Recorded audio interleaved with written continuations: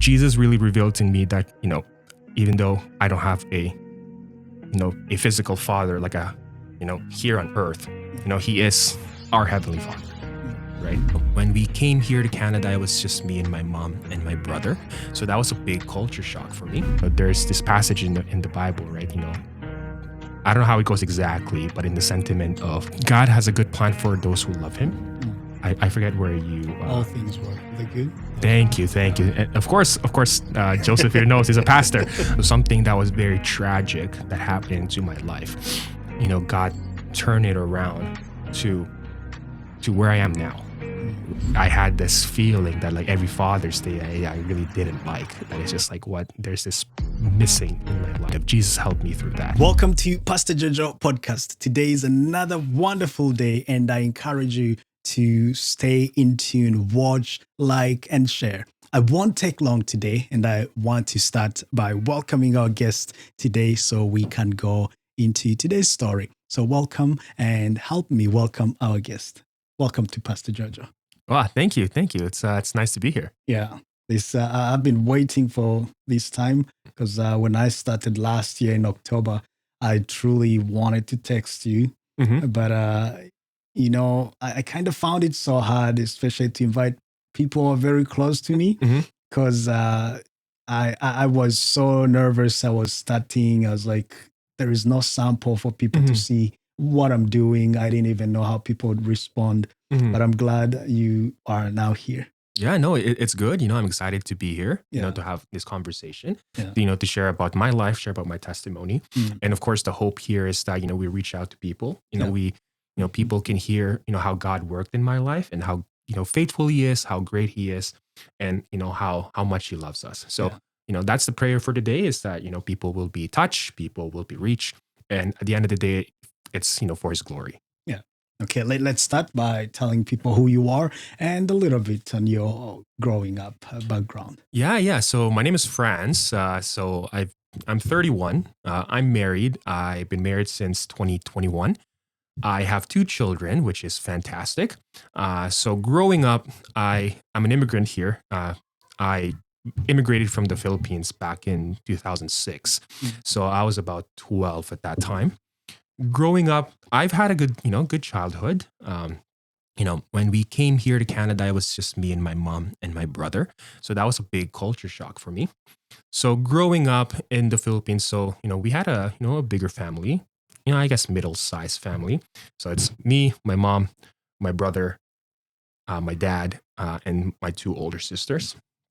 But when I was younger, around 2001, my dad actually died when we were young. He had kidney failure. I think it's a kidney failure or liver failure. I forget which one. I always get confused, but he died when I was younger. And so, growing up very much from 12 onwards, it was only really my mom that raised me and my grandmother, whom I love very much. So that's kind of like, a background on me. Raised in the Philippines, grew up in the Philippines, immigrated here to Canada when I was 12 with my mom and my brother. And we didn't have any family here. So it was literally just me, my mom, and my brother taking on Canada. And then here we are, 20 odd years afterwards. So thank you, Jesus. That's the main thing. Praise the Lord. So when you immigrated, 2001, you said? No, so my dad died in 2001. Oh, 2001. And we immigrated here in 2006. So 2026. So it's been 20 years. So it's been crazy. So more than half my life, I've been here to Canada. I've been here in Canada. So in the 10, 11 years that you lived in the Philippines, if there are some Filipinos watching right now, what are the 2 memories that you have from your childhood in the Philippines? So they always say it's always more fun in the Philippines. And I do tend to agree with that for the most part. So one thing that the thing that I really enjoyed in the Philippines and the thing that really struck me when I was a kid, and it's a big culture shock here in Canada when I got here, is because, when school is done, kids are just typically outside playing, right? Yeah. So once school's over, we would go home, eat a snack or whatever that may be, and we are just going to be outside up until, it's dark outside or it's time to eat and stuff like that. But when we came here in Canada, once school is out, if you go outside, no one's really there. And if you kind of want to hang out with people, it's kind of an ordeal to be like, hey, yo, let's hang out. You have to kind of plan things. So, it's not just like, hey, school's out, you're gone. You go out and you kind of play up until it's time to go home. It's not like that. So that's the one big thing that I really enjoyed when I was growing up in the Philippines. The big contrast here. Another thing is that, so as you know, my dad died when I was younger. So a big chunk of my childhood, my grandma was raising me, and a little bit of a side note, my grandma just died like a week ago. So I cherish every moment that I had with my grandma. One particular moment that really stood out is just how caring she is. When we would go to school, or when I would go to school, my grandma would always kind of walk me to kind of the street so that I can, go to school in a tricycle. So a tricycle is just it's a motorbike with a little thing attached to it. And that's how, we would go to school. And at the end of the school day, my grandma would be there to kind of pick me up so that we would walk back to school. And, there's like many different moments and memories that I have with my grandma, just being together, just walking back from school to our home, that are like very, people would say like a core memory for me, something that I would never forget and something that I would cherish dear in my heart. So yeah, so those are the things that, growing up, two things that stand out is just, going outside, playing after school, and, the times that I spend with my grandma. Yeah. So sorry to hear about the passing of your grandma and also your dad. So now, growing up without a father at a young age, starting the teenagehood, going to young adult, and now you're married, now you're father. Can you take us into that journey? What are the struggles that you've had that you look back and say, I think most probably if I had a father, it could have been different. I struggled in this sense because I didn't have that father to show me what to do, or to be a proof, an example of how this should be dealt with. Can you take us into that long journey from the time he passed and up to today? Yeah, so I think I would want to kind of start off with a big shout out to my mom. My mom is like my superhero. She doesn't hear this very often, but I really appreciate all the things that she's done. Taking care of us, being a single mom all these years. Even now that I'm married, she still takes care of me and her grandchildren. So I really appreciate her. So one thing, there's a lot of different things that I kind of struggled growing up. Not having a dad. Growing up. One thing is that not a lot of people know this. Only a couple people know, I think, your brother-in-law, AJ, and my wife, Cheryl. I think they might be the only people who know about this. But growing up, I actually really dislike Father's Day for a variety of reasons. I think people kind of know why. And I think the main reason is that a big chunk of my life, I didn't have a dad. My dad passed away when I was 12. And Father's Day is always kind of like this day to, commemorate our dad.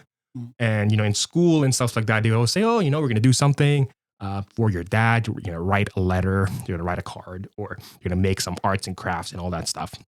And that's kind of like the main, message for everybody. But for me, the messaging always becomes, do this for your mom. And of course, I love my mom, but, she's not my dad. Right. So that kind of was like a resentment in me that is just like, this day that's supposed to be celebrating, my dad, I can't really celebrate just because there's no one I can celebrate with. Yeah. So that was kind of like a big struggle for me, just like Father's Day in general. But kind of how that issue kind of got resolved in a sense is that,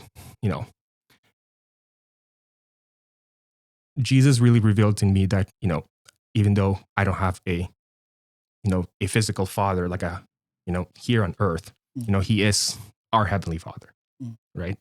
And as much as I don't have a biological father, Jesus put so many great men in my life that kind of filled that hole, right?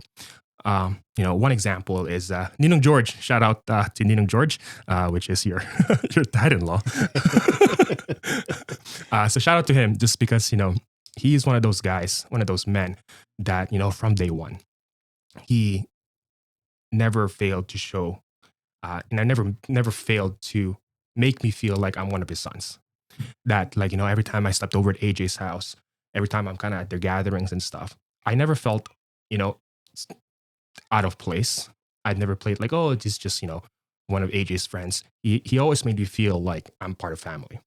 And, so that's an example where, God put into my life other men to kind of fill that void that, although my earthly father is not here and he was taken away from me, there are other men that came into my life that fill that void.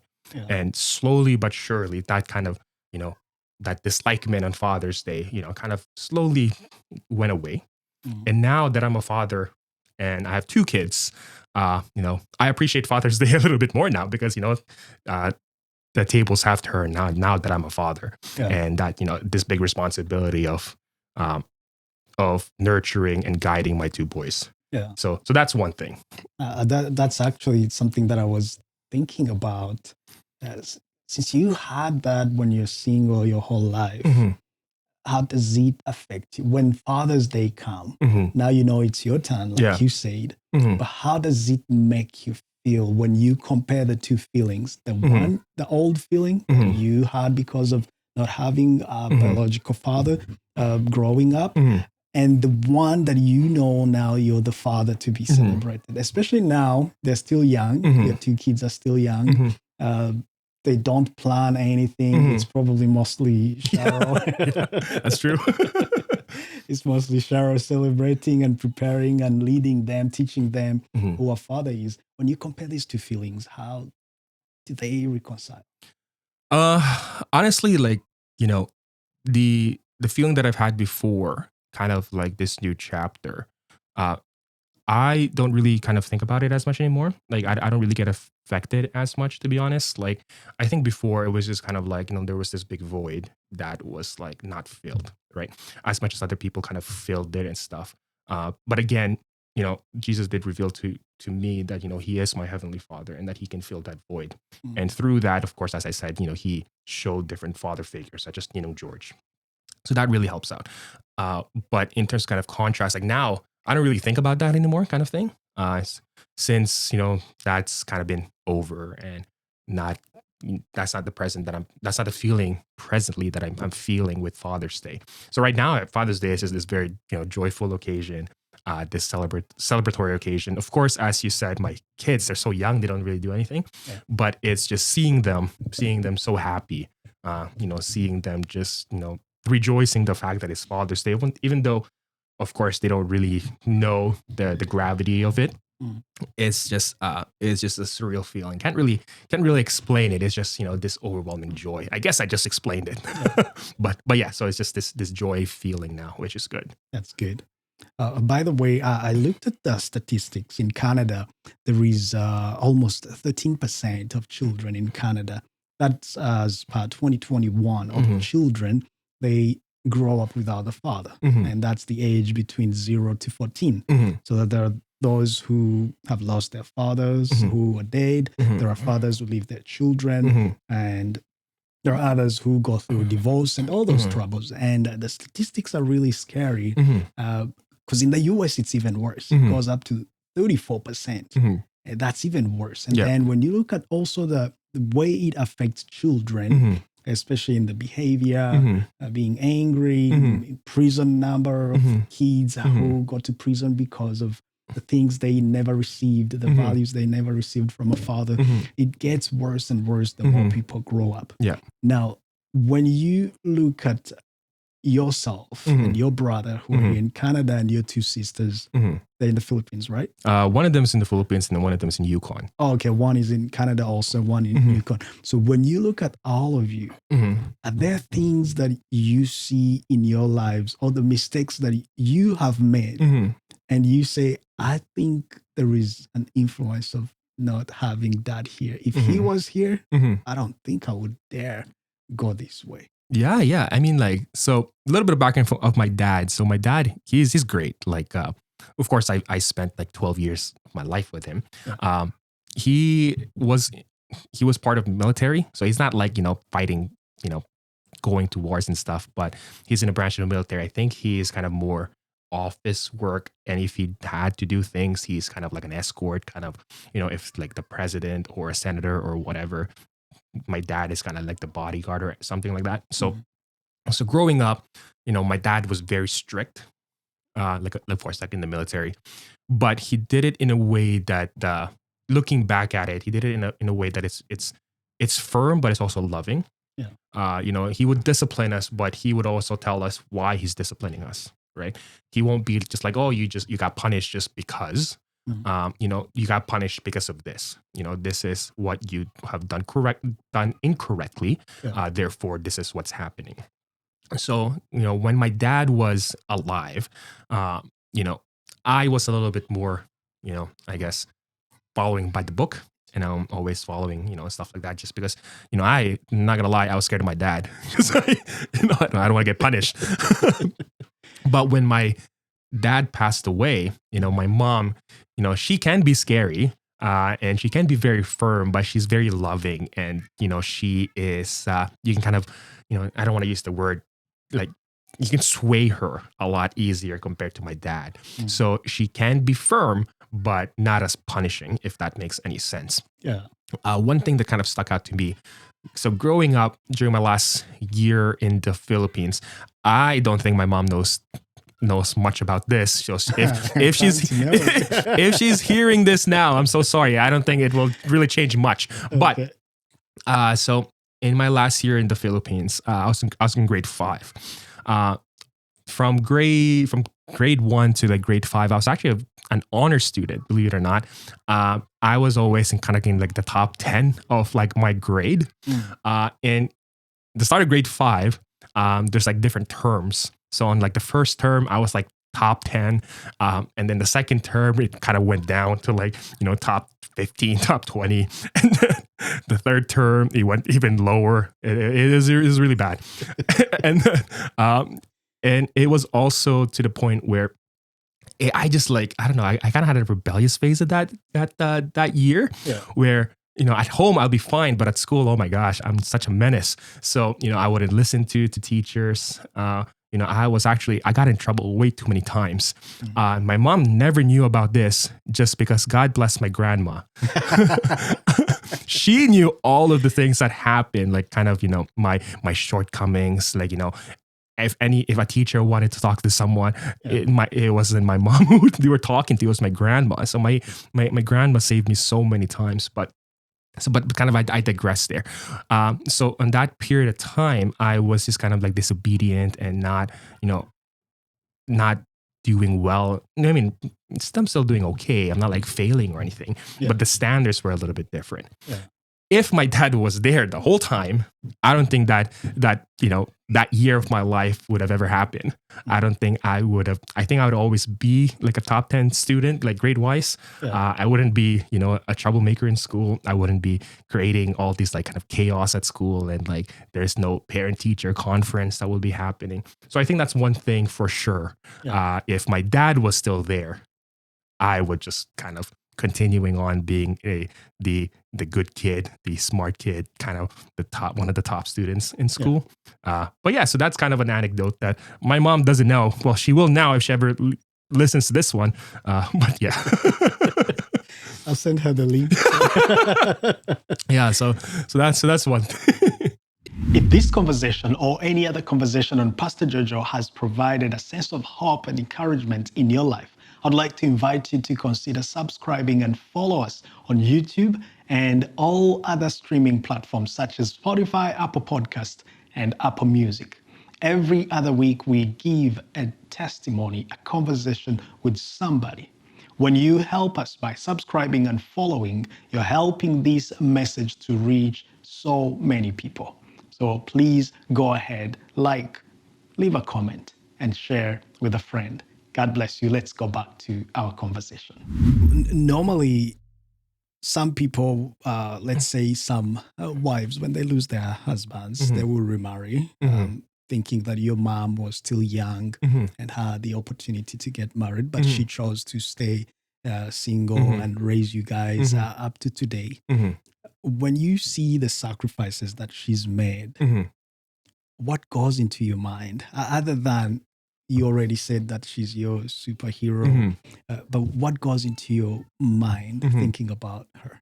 Yeah. So just to kind of piggyback into that. So one thing growing up is that, typically, not typically, it's like some moms, when their husband dies, right, there's a possibility of remarriage. So growing up, I resented that idea. Like, honestly, like, I think my mom knows about this. Yeah. So growing up, I think if she remarried someone, I think I would have spiraled, to be honest. Like, I had this idea that, my dad can't be replaced. As much as, whoever, if she did marry someone, he's probably going to be a good guy. But kind of in my head growing up, there was always this thing that I only have one dad, right? And he won't be replaced, kind of thing. But of course, that's kind of how I was thinking about it when I was younger. Now I'm a little bit different. I don't think my mom will ever get remarried. I mean, maybe she does. I have no idea. I mean, if she does, like, more power to her. Like, I'll support her and I'll be there for her. Yeah. But now I can see that, seeing her, especially me not being at the same household anymore. It's just, my brother is there. But I know the feeling that, it can be lonely, right? All these years, I was there for my mom. My brother is there for my mom. We're to the point where I'm married. I have my own family. Although I live like 15 minutes away from her, I don't live with her anymore. Yeah. My brother is in an age where he could get married anytime soon. Maybe in the next year, next 2 years, next 3 years. I don't know what his timeline would be. But that time would come that, my brother would also leave. And that would be a big change of dynamics for my mom, just because, all these years, we were there for her, and now she'll be alone. So if that ever happens, that she gets, if she ever remarries or something, I'll be there supporting that. Yeah. But again, at that time when I was younger, definitely not. I don't know what will happen.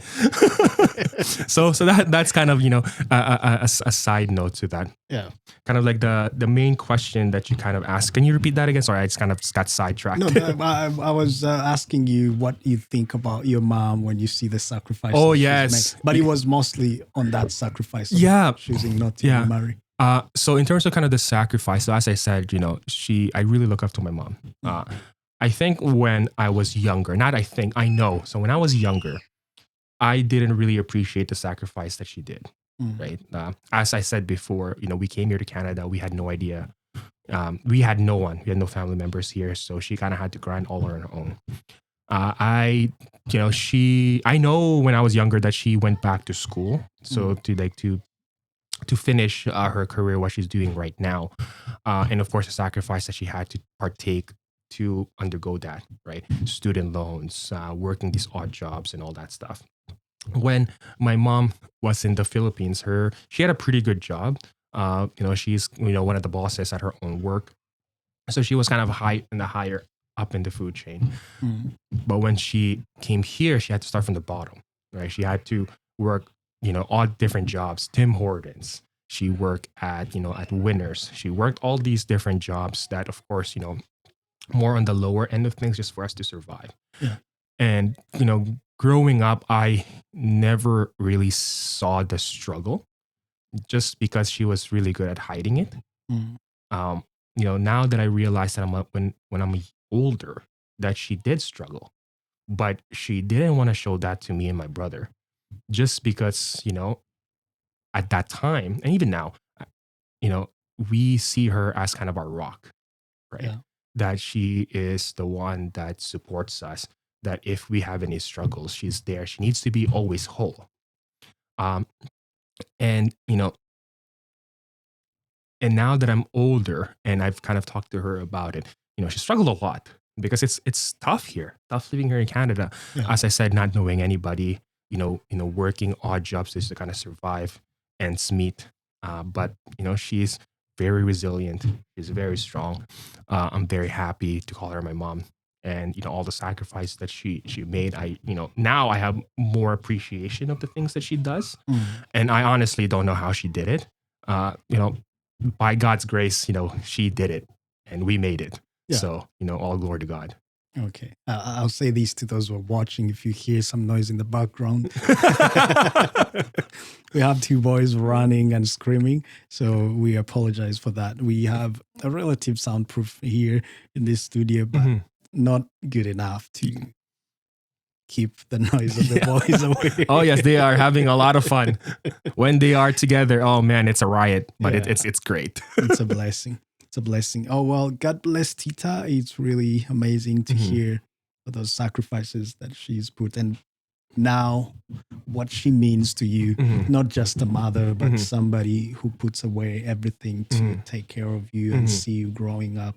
It's really amazing. I want to talk about the fun part of your life. Let's start with basketball. Oh, yeah, basketball. What's your team right now in NBA? So I have been since like early 2000s, I've been following the Phoenix Suns. So they're based in Arizona. The reason I follow that is because of Steve Nash. Steve Nash is like my absolute favorite player. Loved watching him when I was a kid. It's really my teenage years.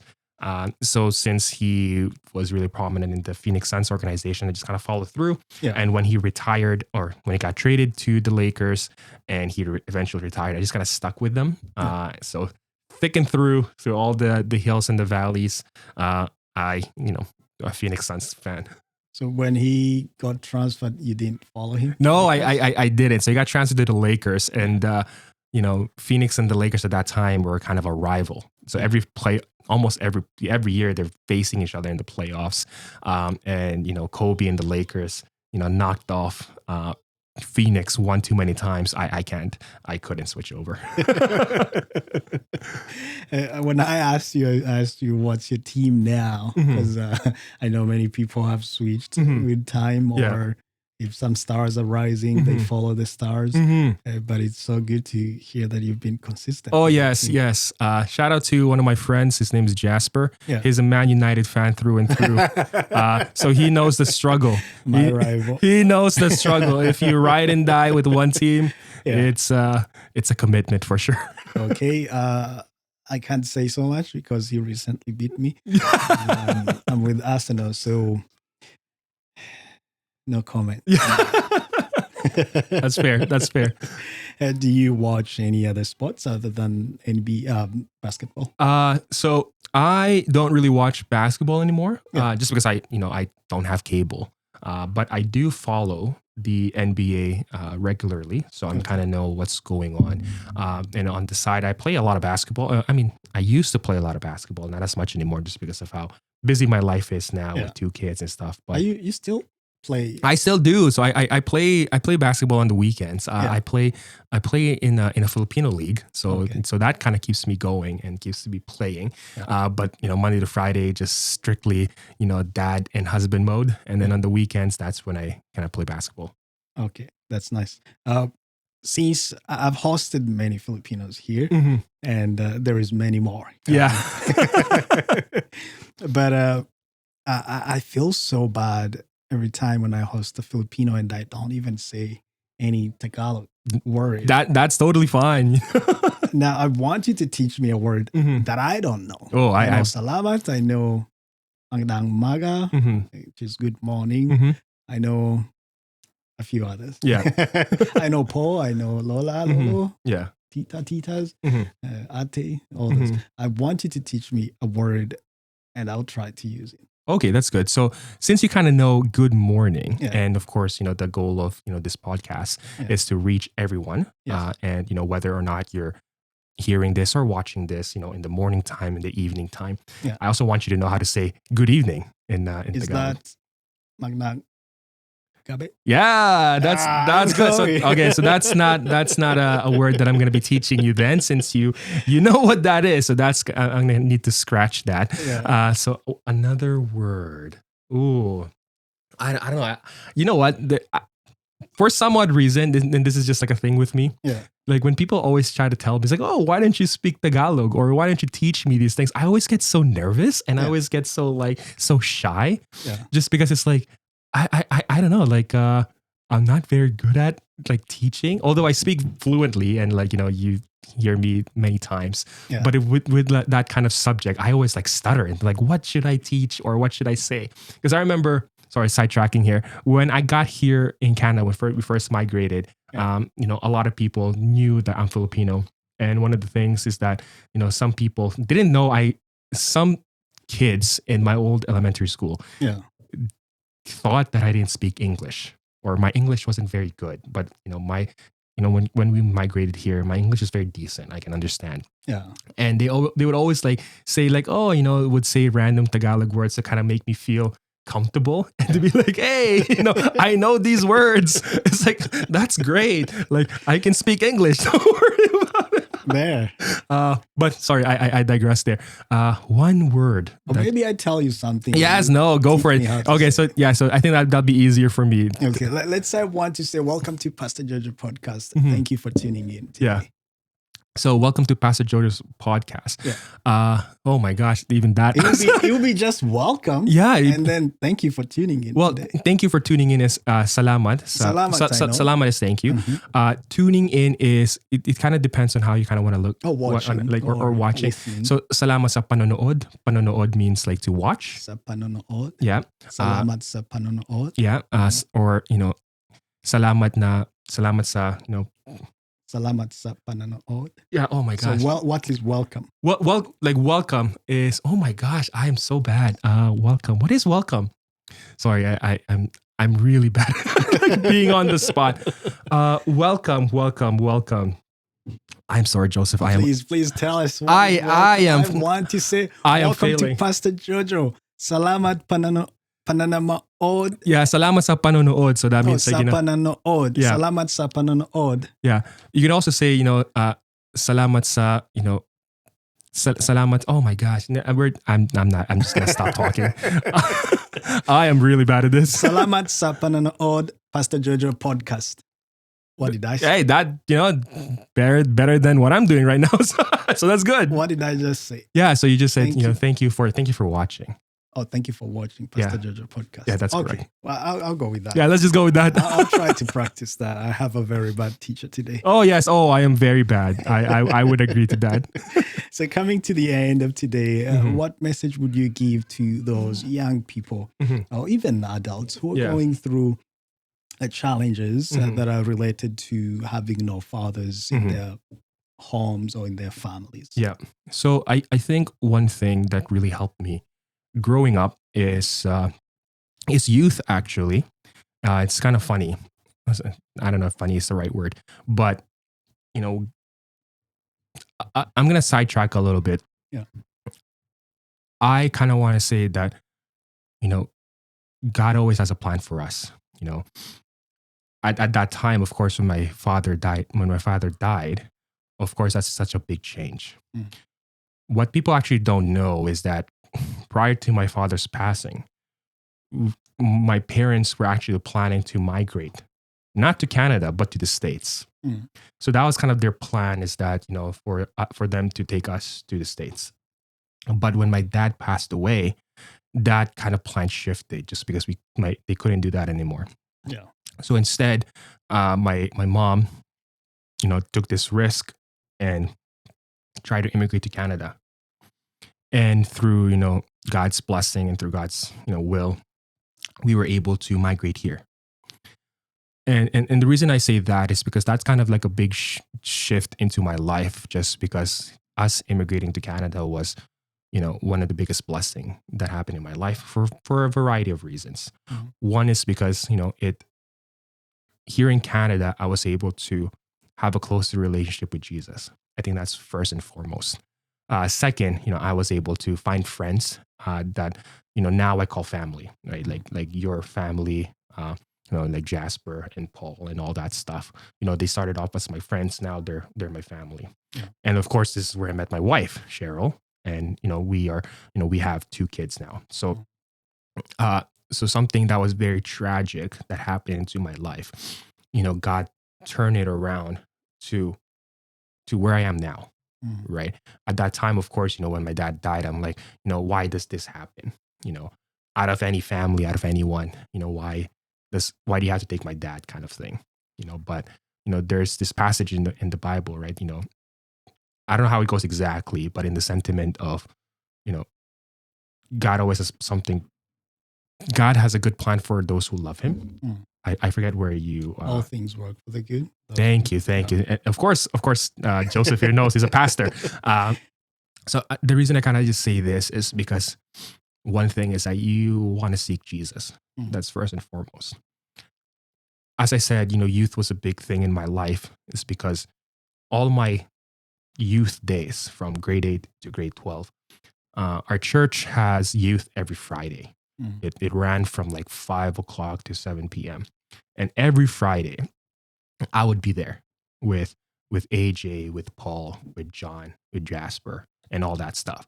And that, kept me out of trouble, kept me from, going out partying, even though I don't think I would be invited to any parties anyway. But, but, that time from Friday was set for youth. Yeah. Also, being in youth, I was, always with people who wants to, learn more about Jesus, who, wants to, be better, wants to grow more in their faith. And that really helps out just because you want to surround yourself with people that can uplift you. So you want to surround yourself with people that can put you in the right path. Just because, like, as you said, statistically speaking, when there is, one parent is missing, things can go south real quick. Mm. And, I think, I thank the Lord, that, youth was there for me to be busy every Friday, for me to have the friends that I have now that led me to Jesus, that helped me get close to Jesus, right? And that's going to be the main thing that I would say is that, if there's any struggle with having, one parent or an absent parent or anything like that, turn to Jesus, seek His face, spend time with Him. And, from my experience, He filled that hole. Mm. He filled that spot for me that, as I said, growing up, I didn't have resentment per se, but, I had this feeling that like every Father's Day, I really didn't like. That it's just like there's this missing in my life, and Jesus kind of helped. Not kind of, Jesus helped me through that. So I think so that would be my main advice is that seek Jesus. Find they go to church, go to youth. Surround yourself with people that will that will mentor you, that will get you closer to Jesus, that will sharpen you like how iron sharpens iron. Mm. So that's my main thing that I would want to share. Into that. Mm-hmm. I'd like to take this time and really, really thank you for Mm-hmm. making time to share your story. Mm-hmm. And thank you for taking us through that journey. Mm-hmm. If you have been watching, I hope that you have been blessed. So don't forget to leave your comment. I appreciate our guest. Also, share your story, your comment, what you've learned from this conversation, and share it with other people. Let them watch and be encouraged. Thank you for watching. This is Pastor Georgia Podcast. See you next time. Thank you for taking this time to watch this conversation. Do not forget to subscribe, like, and leave your comment. Also, share with your friends. See you next time.